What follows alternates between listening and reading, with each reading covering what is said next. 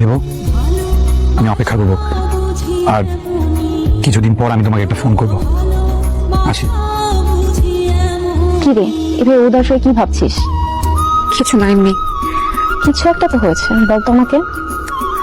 আসলে সাগরের বিষয়টা ভাবছিলাম, তোকে কি বলবো নতুন করে, তুই তো সব জানিসই। আমি বুঝতে পারতেছি না সাগরকে কি হ্যাঁ বলে দিব। সাগর ছেলেটা মন্দ নয়, আর যেহেতু সে নিজে ভুল বুঝে আবার তোর কাছে ফিরে এসেছে, তো ওর ভিতরে তোর জন্য কিন্তু একটা সফট কর্নার তৈরি হয়েছে। আর দোষ তো মানুষই হয়, তাই না? কিন্তু শোন না, একটা কথা বলি। মুরব্বীরা বলেন না যে খাঁচাবন্দি পাখিকে ছেড়ে দেওয়ার পরও যদি সে তোমার কাছে ফিরে আসে, তাহলে ভাববে সে তোমারই পাখি, আর যে তোমার হবে না সে কোনোদিনও তোমার ছিল না।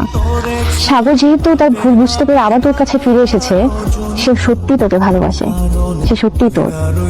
তাহলে আমি ওকে হ্যাঁ বলেই দিই।